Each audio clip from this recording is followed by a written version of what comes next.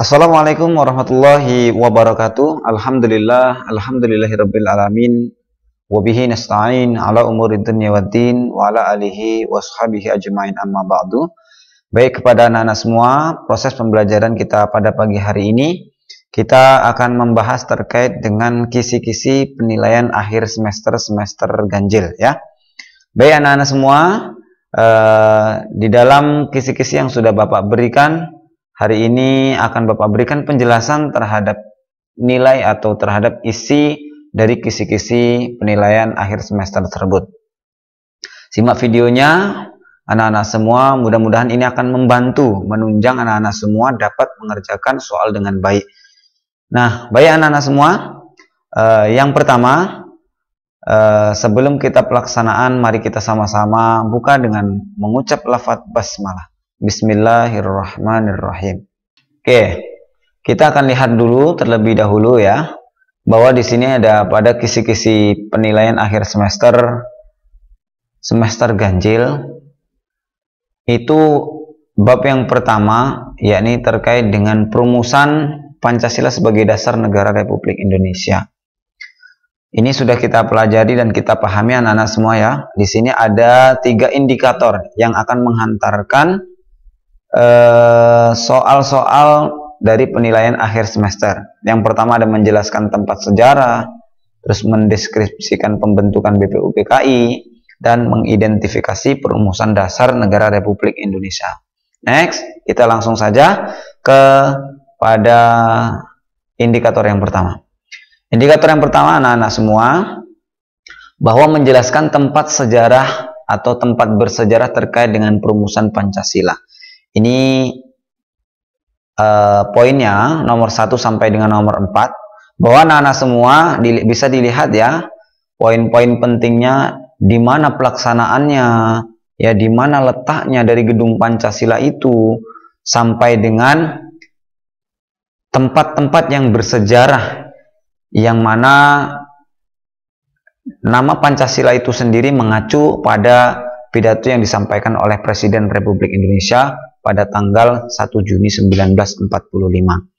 Ya, jadi anak-anakku semua, dari poin soal nomor 1 hingga nomor 4 kurang lebih menjelaskan terkait dengan sejarah dari perumusan Pancasila. Next.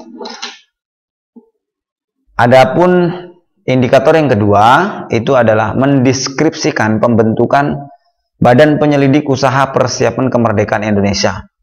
Poin soalnya nomor 5, 6, 7, 8, dan 9. Ini memuat tentang berapa sih anggota dari BPUPKI, ya.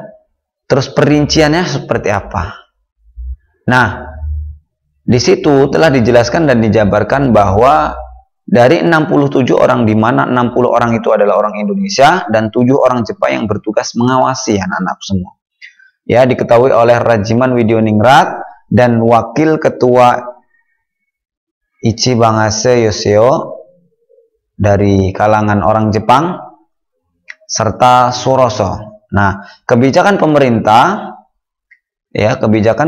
Jepang membentuk BPUPKI ini bukan tanpa alasan anakku semua. Ya, kita sudah pelajari bahwa itu adalah salah satu cara Jepang ya agar ingin mempertahankan sisa-sisa kekuatannya dengan memikat hati rakyat. Nah, ini kita harus pahami bahwa pembentukan BPUPKI itu tidak hanya langsung begitu sampai BPUPKI muncul ya. Nah, ini poin nomor soal 5 sampai dengan 9. Next. Dari indikator mengidentifikasi perumusan dasar negara. Baik, anak-anak semua, kita bisa lihat ya, soalnya itu terletak pada poin nomor 10 sampai dengan 14, itu dalam membuat rumusan Pancasila yang diusulkan oleh 3 tokoh ini. Ya, baik Muhammad Yamin, Dr. Supomo, maupun Insinyur Soekarno. Jadi anak-anakku semua, dari berbagai macam usulan yang diusulkan oleh 3 tokoh ini, anak-anak perdalami lagi. Nah, next. Terus ada penetapan Pancasila, ya. Dalam bab penetapan Pancasila, di situ ada indikator menjelaskan pembentukan PPKI, mohon maaf. Menjelaskan pembentukan PPKI ya, anak-anak semua. Terus yang kedua ada menjelaskan hasil keputusan sidang PPKI. Kita lihat bobot atau nilai soalnya, poin soalnya. Dari menjelaskan pembentukan PPKI ya, anak-anak semua. Pada soal nomor 15 itu menggambarkan terkait dengan PPKI atau Panitia Persiapan Kemerdekaan Indonesia bertugas untuk apa sebetulnya. Nah, seperti itu ya. Terus sebelum PPKI itu ada apa? Ya, yang dibentuk oleh Jepang. Kemudian kenapa kok dibubarkan? Dan setelah itu timbullah yang disebut dengan PPKI pada tanggal 7 Agustus 1945. Oke, next. Indikator soal yang kedua dalam bab yang kedua menjelaskan hasil keputusan sidangnya. Ya, dari Panitia Persiapan Kemerdekaan Indonesia. Untuk poinnya nomor soal 16 itu hasil sidang PPKI kita sudah ketahui bersama bahwa yang pertama adalah menentukan atau mengesahkan, mengesahkan Undang-Undang 1945, terus adanya mengangkat presiden dan wakil presiden atau simbol negara, dan yang ketiga membuat Komite Nasional Indonesia dengan adanya pembentukan lembaga Majelis Permusyawaratan Rakyat dan Dewan Perwakilan Rakyat.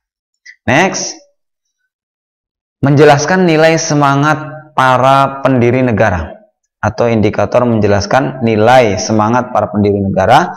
Itu poin soal nomor 17 anak-anakku semua, bahwa pendirinya siapa? Kita harus tahu dulu.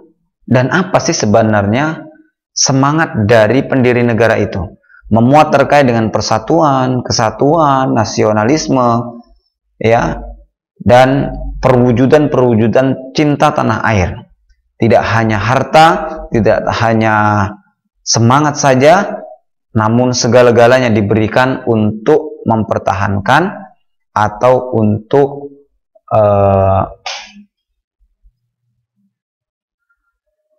menimbulkan nilai semangat para pendiri negara. Next, ya, ini adalah indikator menerangkan komitmen para pendiri negara. Baik anak-anak semua, ini agak lumayan banyak ya. Poin soalnya pada 18, 19, 20, 21, dan 23 itu akan timbul soal-soal memuat tentang para pendiri bangsa dalam merumuskan Pancasila, anak-anak semua, dan komitmennya atau ciri-ciri komitmennya, yaitu diantaranya adalah menguatkan semangat persatuan, kesatuan, dan nasionalisme, adanya rasa memiliki terhadap bangsa itu sendiri, ya, selalu bersemangat dalam berjuang dan mendukung dan berupaya secara aktif mencapai cita-cita dari bangsa negara Indonesia kita. Next, dari indikator menganalisis kesejahteraan, perumusan dan pengesahan Undang-Undang Negara Republik Indonesia tahun 1945 serta norma yang berlaku dalam masyarakat. Nah, di sini ada indikatornya, ada 7 ya. Mengidentifikasi, menjelaskan prinsip hukum, menjelaskan penetapan undang-undang, menjelaskan prinsip manusia, terus mengklasifikasikan macam-macam norma, menerapkan manfaat dari pentingnya sebuah norma, terus ada mencontohkan norma hukum dan menerapkan contoh perilaku dan sikap sesuai norma. Next, indikator yang pertama kita akan bahas dari mengidentifikasi proses perumusan Undang-Undang Dasar 1945. Itu poin soalnya 22, 24, 25, 26, 27, 28, 29 pada tanggal 22 Juni 1945, anak semua, 38 anggota BPUPKI ya membentuk panitia 9, yang berdiri dari 9 orang untuk merancang Piagam Jakarta yang akan menjadikan naskah atau yang menjadi naskah pembukaan Undang-Undang 1945. Nah, masa sidang yang kedua pada tanggal 10 sampai dengan 17 Juli, tanggal 1945, tanggal 18 Agustus 1945, PPKI mengesahkan Undang-Undang 1945 sebagai Undang-Undang Dasar Republik Indonesia. Next, dari indikator menjelaskan pengesahan dari Undang-Undang 1945, yaitu dengan nomor soal 30, itu terkait dengan pengesahan. Kapan sih pengesahannya? Ya, di sini bisa kita lihat ya bahwa disahkannya itu Undang-Undang 1945 oleh Komite Nasional Indonesia atau KNIP yang bersidang pada tanggal 29 Agustus 1945, masa sidang kedua tanggal 10 sampai dengan 17 Juli, tanggal 18 Agustus 1945, PPKI mengesahkan Undang-Undang 1945. Jadi disahkannya pada tanggal 18 Agustus 1945. Next. Sekarang tentang indikator menjelaskan prinsip hukum Undang-Undang Dasar Negara Republik Indonesia. Ini poin soalnya adalah 31, 32, dan 33. Prinsip-prinsip di sini diutarakan. Ya, kita harus tahu dulu ya, kita sudah belajar tentang prinsip meliputi adanya penegakan hukum. Ya, adanya perlindungan hak asasi manusia, adanya pemisahan kekuasaan melalui sistem check dan balance, adanya pembatasan kekuasaan dalam negara, dan adanya persamaan di hadapan hukum dan pemerintah. Next. Terus dari indikator menjelaskan penetapan Undang-Undang Dasar Negara Republik Indonesia itu memuat nomor soal 34. Nah, maksudnya anak-anak semua pada indikator ini bahwa dari Undang-Undang 1945 yang diambil dari Piagam Jakarta ditetapkan pada tanggal 18 Agustus 1945 itu. Nah, setelah diadakannya pengesahan Undang-Undang 1945 kembali dikukuhkan ya. Kembali dikukuhkan oleh Komite Nasional Indonesia pada 29 Agustus 1945. Komite Nasional Indonesia dibentuk pada sidang PPKI ya.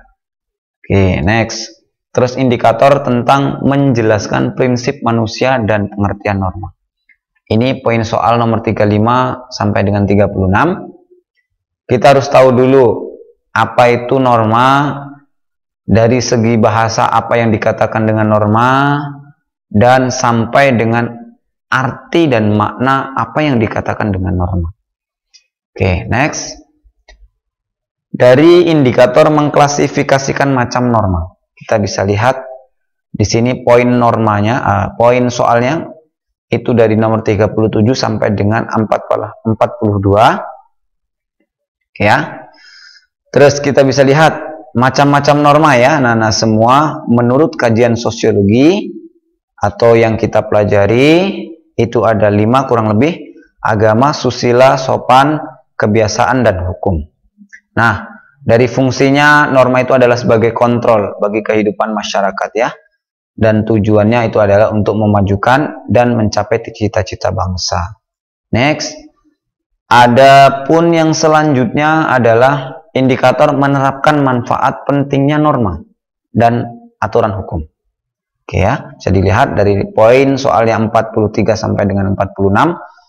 Pentingnya norma di masyarakat sebagai atau disebabkan karena norma tersebut mempunyai fungsi sebagai berikut. Nih, dapat menciptakan kehidupan masyarakat menjadi aman, tertib ya. Terus mencegah kejadian benturan kepentingan di masyarakat, memberikan petunjuk atau pedoman dalam kehidupan baik bermasyarakat maupun individu dan lain sebagainya. Terus Adapun indikator yang selanjutnya mencontohkan norma hukum yang berkaitan dengan hukum di negara kita ya. Itu poin soalnya nomor 47 sampai dengan 48. Nah, kita bisa lihat contoh yang sangat spesifik sekali adanya perawatan atau kita sebagai warga negara merawat dan menggunakan fasilitas keluarga dengan tertib atau fasilitas-fasilitas negara dengan tertib. Ya, itu adalah salah satu contoh dari norma hukum. Next, ada indikator yang selanjutnya menerapkan contoh sikap dan perilaku. Nah, jadi contoh-contoh dalam kehidupan kita sehari-hari, baik itu berperilaku baik, ya, berkata jujur, terus berbicara hal-hal yang baik, yang enak didengar, dan lain sebagainya. Oke, itulah kisi-kisi penilaian akhir semester ganjil. Anak-anak semua, mudah-mudahan anak-anak yang sudah melihat dan sudah memahami terkait dengan kisi-kisi ini akan dimudahkan nantinya dalam menjawab soal-soal. Baik anak-anak semua, mari kita sama-sama tutup dengan mengucap lafaz hamdalah. Alhamdulillahirabbil alamin. Billahi taufiq wal hidayah. Assalamualaikum warahmatullahi wabarakatuh.